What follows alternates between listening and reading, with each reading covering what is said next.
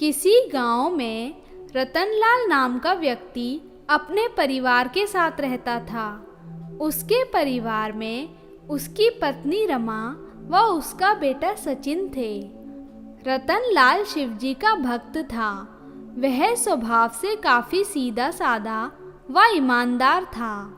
रतनलाल की गांव में मिठाई की दुकान थी। वह घर पर मिठाई बनाता और दुकान जाने से पहले शिवजी के मंदिर में जाकर मिठाई का भोग लगाता। उसके बाद ही उस मिठाई को दुकान पर ले जाकर बेचता था। रतनलाल की मिठाई पूरे गांव में मशहूर थी। उसकी बनाई मिठाई हाथों हाथ बिक जाती थी।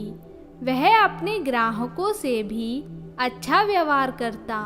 कभी किसी के पास पैसे कम होते तो भी उसे पूरी मिठाई देता। शाम को भी वह शिवजी के मंदिर में जाकर अपनी रोज की कमाई में से कुछ पैसे दान करता। उसके बाद ही घर जाता था। इसी प्रकार कई वर्ष बीत गए। रतनलाल दिन रात भगवान भोलेनाथ का नाम लेकर मिठाई बेच रहा था। धीरे धीरे वह बूढ़ा हो गया। उसके बेटे सचिन ने कहा, पिताजी, अब दुकान मैं संभाल लेता हूँ। रतनलाल ने उसे सब समझा दिया। सचिन ने दुकान पर जाना शुरू कर दिया। रतनलाल ने उसे मिठाई बनाना सिखा दिया। वह सुबह मिठाई लेकर शिवजी के मंदिर जाता, फिर दुकान पर जाकर मिठाई बेचता। सचिन भी शिवजी की पूजा करता था। कभी कभी रतनलाल भी दुकान पर चला जाता।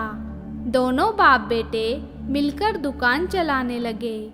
एक दिन उनकी दुकान पर एक साधु बाबा आए और रतनलाल से कहने लगे कि मुझे भूख लगी है, आप कुछ खाने को दे सकते हो, पर मेरे पास पैसे नहीं हैं। रतनलाल ने उन्हें बैठाया और खाने के लिए मिठाई दी। साधु बाबा ने मिठाई खा ली, पर उनकी भूख नहीं मिटी। रतनलाल ने और मिठाई दी, पर साधु बाबा की भूख शांत नहीं हो रही थी।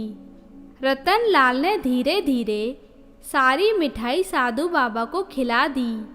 सचिन ने अपने पिता को रोका, पर रतनलाल ने कहा, मेरी दुकान से कोई भूखा नहीं जा सकता। सारी मिठाई खत्म होने पर साधु बाबा ने कहा, बच्चा, लगता है तुम्हारे यहाँ से भूखा ही जाना पड़ेगा।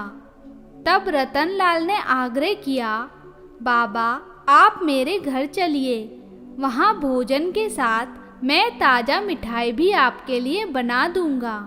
आप मुझे सेवा का मौका दीजिए। साधु बाबा उसके साथ घर आ गए।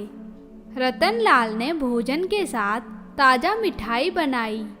उसने सबसे पहले एक थाली में भगवान भोलेनाथ का भोग लगाया और फिर दूसरी थाली में भोजन परोसकर साधु बाबा के सामने रखा।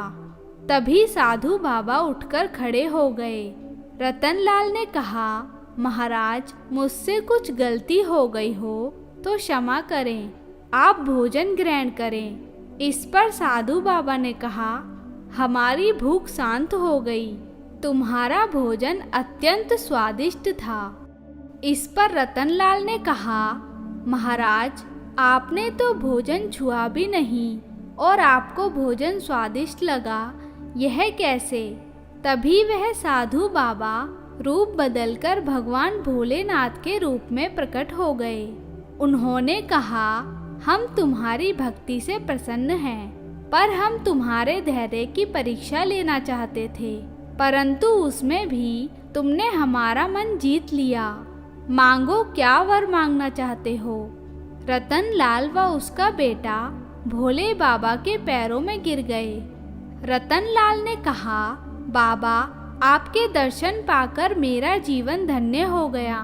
मेरे परिवार को हमेशा अपनी शरण में रखना। मुझे आपकी निष्काम भक्ति चाहिए और कुछ भी नहीं। भगवान भोलेनाथ तथास्तु कहकर अंतर्ध्यान हो गए। मित्रों, जाने किस रूप में भगवान हमारे सामने आ जाते हैं। हमें सदैव लोगों की मदद के लिए तैयार रहना चाहिए। हे बाबा भोलेनाथ, इसी प्रकार अपने भक्तों पर कृपा बनाए रखना। हर हर महादेव। मित्रों, आपको ये वीडियो कैसी लगी हमें कमेंट बॉक्स में ज़रूर बताएं और इसे अपने मित्रों के साथ भी शेयर करें। साथ ही हमारे चैनल कथा अमृत को सब्सक्राइब करें। धन्यवाद।